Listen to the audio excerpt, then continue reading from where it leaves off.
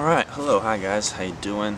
Back at making some videos here. So, today we're going to talk about scapular stability. I already made a video on this, but it was pretty piss poor. I didn't like it. I was just stuttering and stammering.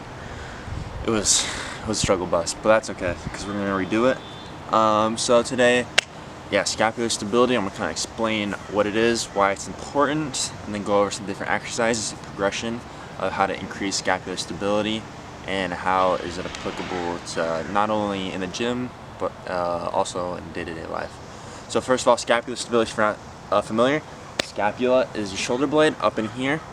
If you go by the joint by joint theory, it's a mobile joint and a stable joint, mobile, stable, and they just stack on top of each other. So in the past, quite a while ago now, I did ankle mobility, it's a mobile joint, and I did hip mobility as well. The joint in between there is knee stability. Usually knee stability isn't as of a concern for most people. I might do a video on that if you're interested in that. Hit me up, I could do it. But ankle mobility and hip mobility is really important. Also scapular stability, people really lack that one. It's very prevalent, especially in older folks, because of like poor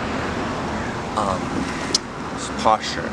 People that have really poor posture are very what's called anterior dominant, where you're doing stuff like typing, sitting on your phone constantly. You have very just leaning forward posture, and that's when your shoulders kind of round forward. It looks like this. I mean, at the gym sometimes I'll just see older folks just walking around like I'd say 4 out of 5 have that like rounded forward. Looks terrible. So scapular stability, squeezing your shoulder blades together, keep good posture. It's really important for your lifts. So lifts that require proper scapular stability, one probably the most important would be your deadlift. If you get that kind of cat back where you're rounding your back while you're getting your weight up, you're lacking scapular stability in that case, and you can cause, because of the lack of stability in your upper back, it'll put a lot more stress on your lower back, your core stability, and you could throw out, you could strain a lower back muscle, or even do something bad to your disc. There's lots of different issues that can go on there. So scapular stability, really important for your deadlift. Not as important for your squat, but if you're doing like low bar, maybe a little bit more important. Rows, that kind of comes with your movement. You're trying to squeeze the top for peak muscle contractional force. Another really important one is your overhead press, scapular stability, and we'll get into more overhead stuff in a second.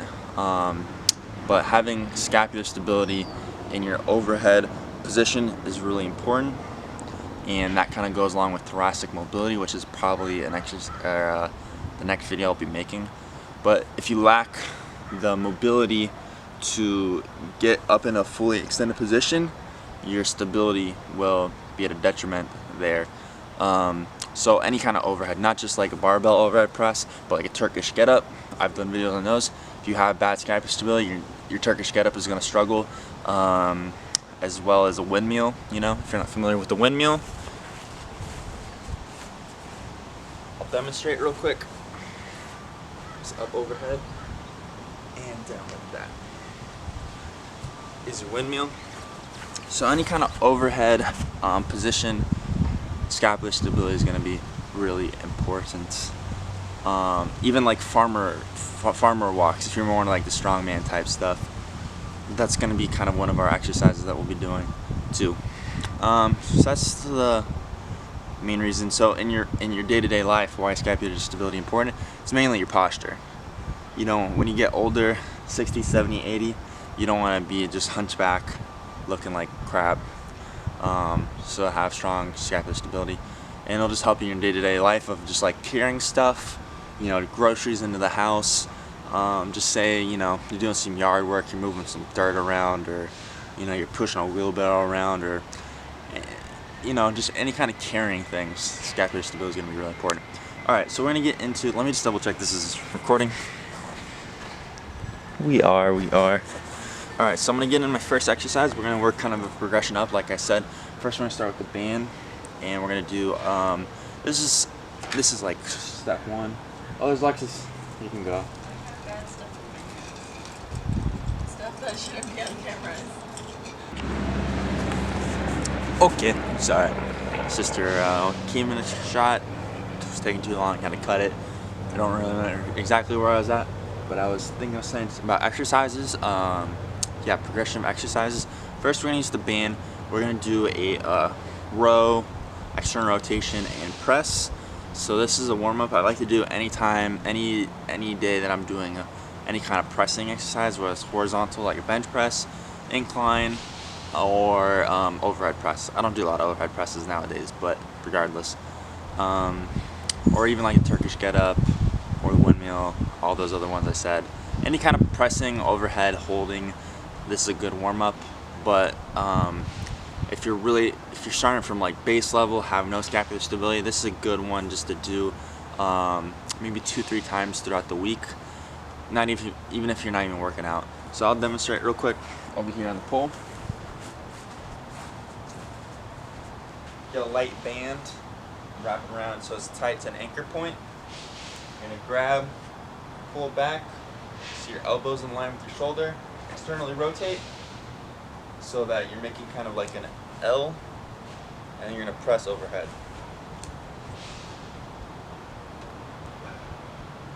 I'll do a few reps here.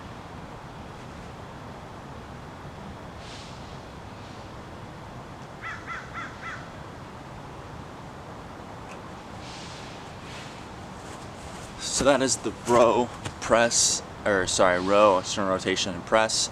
Combines a few different movements there. Really strengthens your external rotators, which is a muscle that goes into your scapular stability, as well as your scapula itself, which is a really important muscle. It connects your shoulder blades. And so a lot of people are confused by the movement because they think you're pressing and you're using your shoulder, your deltoid. But because of so when you do a normal overhead press, like with the weight pushing up and against gravity, right? You always have to consider your force vectors, all right? So your force vector when you're pushing just a free weight is gravity, so you're pushing up against that.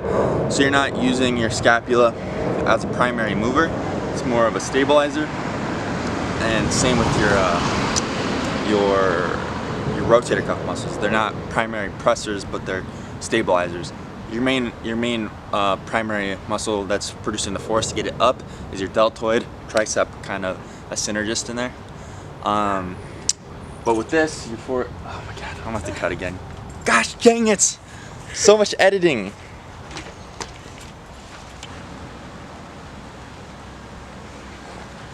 Okay, sorry, had to cut there.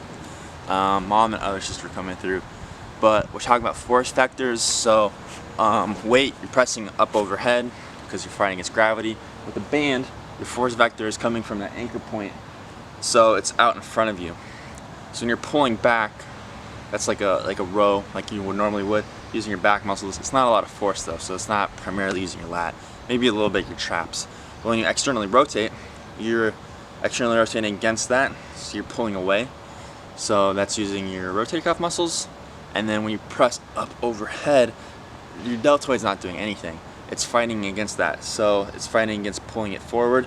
So your scapula is keeping that elbow pulled back, and using scapular stability is essentially what's going on. So that's a really good one. Like I said, I like to use it to warm up.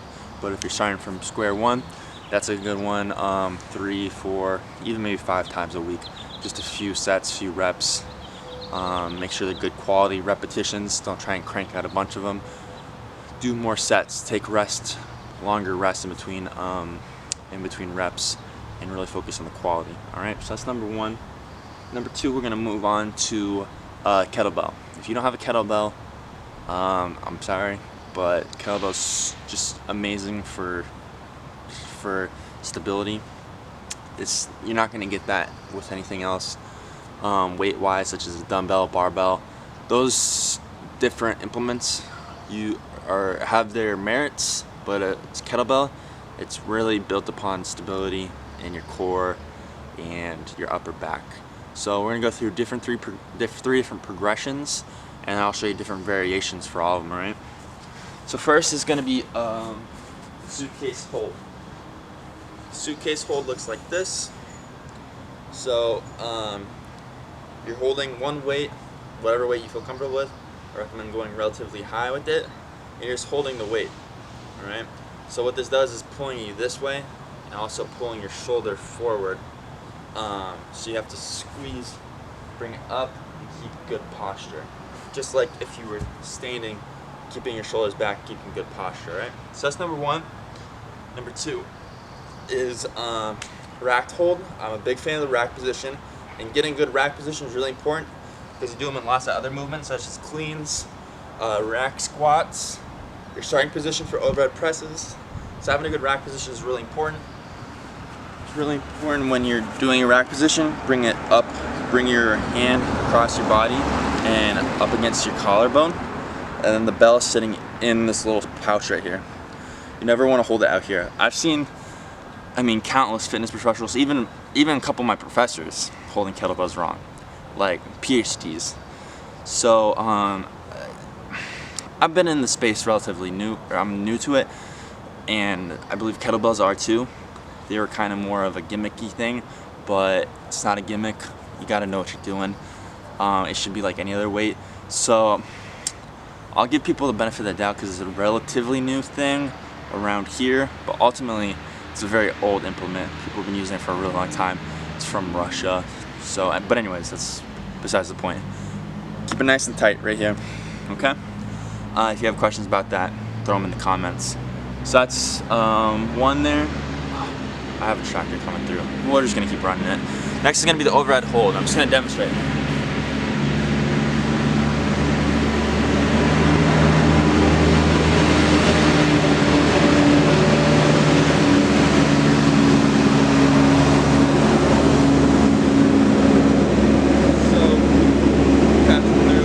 Overhead hold. So you're holding at this top position. Bicep right next to your ear. You have that proper thoracic extension and scapular stability going on here. Make sure you keep your wrist neutral just like your rack position. And that's your overhead hold. So those are your three variations, and it was in a progression of more challenging, from suitcase to rack to overhead. Now some different modifications though. You can just do holds and stay in place. If you want to make it a little bit more challenging, you can do them walking, alright? So walking, just requires more stability in the core, more stability in the upper back because you're, shifting weight a little bit from side to side as you move, and also improving gait mechanics and whatnot.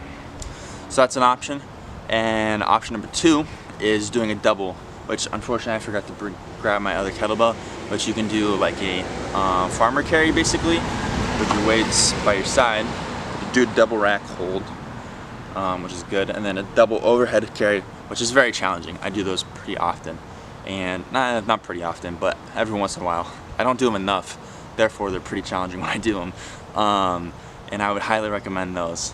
And then you can do those walking as well. So you have just layers and layers on top of progressions and making them more challenging. Okay. So that's kind of where I'm going to leave it with the exercises, those four primarily. But like I've been talking about, if you want to get into more advanced stuff, like your Turkish get-ups, your windmills, all that good stuff, those all require scapular stability. And once you've mastered these, that's pretty much where you want to leave it off. And then you're going to get into your compound lifts, like your windmills and whatnot. I'm not going to demonstrate Turkish get-up because I've already done so many videos of those. I think I have at least 2 on my channel already. I don't even have that many videos, but I already have 2 Turkish get-ups. And also, if you look through the Lakewood YMCA, I've done some Turkish get-up stuff related to that. And then I just performed a windmill earlier in the video. If you want a more thorough breakdown of the windmill, let me know in the comments. I would be more than happy to, but I just don't want to shove a bunch of different information down your throats in one video. Just focus on those 4. That banded one, and then suitcase, racked, and overhead. And trust me, you'll see improvements exponentially. Alright? I don't know how long this is going to be because I have 2 different cuts I did. 3 different segments. I gotta edit this all together. I'm a little upset about that, but what are you gonna do? If you have questions regarding anything that I talked about here today, throw them in the comments like I've been saying the whole time. And yeah, thanks. Have a nice day. Bye.